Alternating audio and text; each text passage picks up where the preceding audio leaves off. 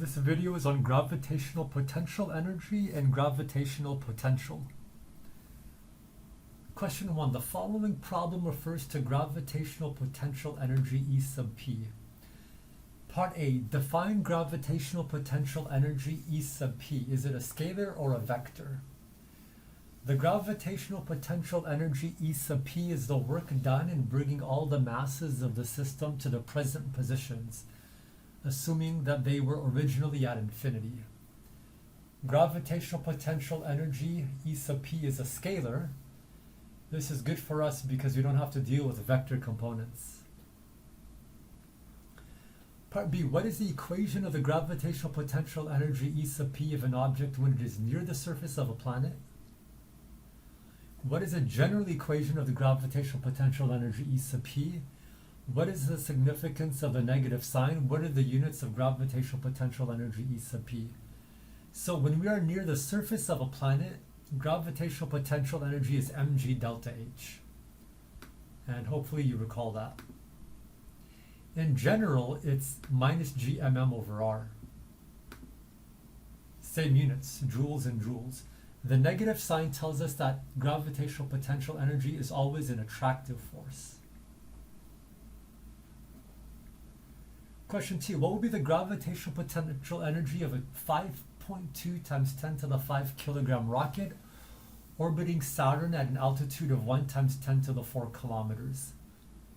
Saturn has a mass of approximately 5.68 times 10 to the minus 26 kilograms and a radius of approximately 6.00 times 10 to the 7 meters. So you could just plug in all the values and you get a solution. Now notice what r is. R is the distance from the center. It's not the distance from the surface. Question 3. The following program refers to gravitational potential V sub g. Define gravitational potential V sub g. Is it a vector or is it a scalar or a vector? The gravitational potential V sub g at a point in a gravitational field is the work done per unit mass that would have to be done by some externally applied force to bring a massive object to that point to some defined position of zero potential, usually infinity. Gravitational potential V sub g is a scalar. This is good for us because we don't have to deal with vector components.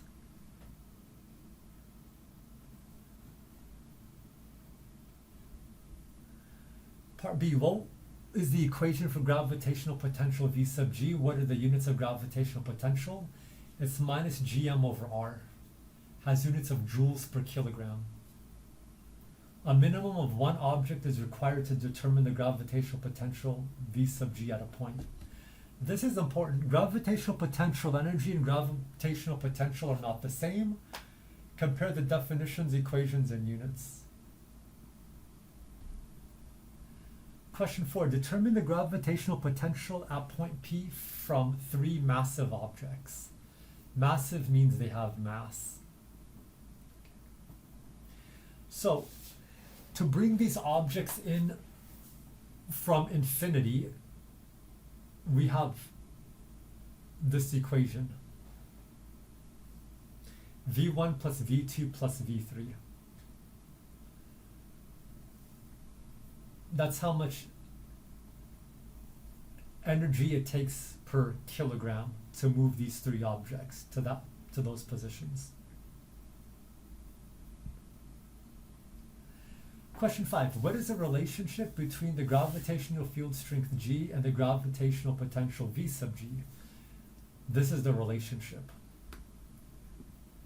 So, example, determine the gravitational field strength at a specific distance from the center of a planet on a gravitational potential versus distance graph.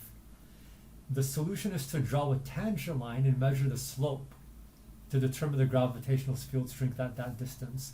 So if you have a graph of V sub g versus r, just take the slope at any point and you could find little g.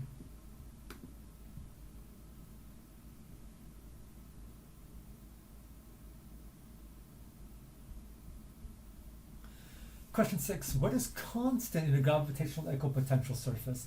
All points on a gravitational equipotential surface have the same gravitational potential.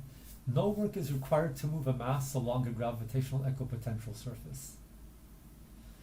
So it's like you're above the surface of the Earth and you're going in a horizontal line. You have the same MGH.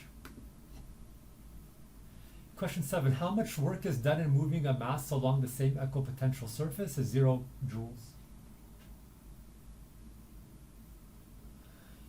Question 8. How much work is done in moving a mass along two different equipotential surfaces? State the equation. So it's like you're moving horizontally above the surface of the Earth. You have the same MGH, but then you jump up or you jump down. So now you're going to jump between two different equipotential surfaces. So this is the equation. Work equals mass times delta V sub G, where V sub G is equal to this, minus Gm over R. So this is your equation. So you could also take the area under a gravitational potential versus distance graph.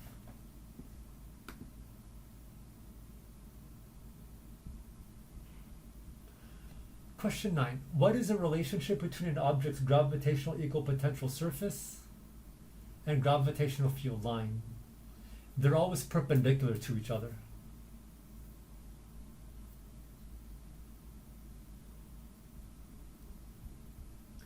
Question 10. Use a pencil and ruler, draw gravitational field lines and equipotential surfaces for each figure. So for the image on the top right, you just have a fixed uniform spherical mass. That's the image on the top left. The image on the top right, you have two equal masses with equal radius, equal density.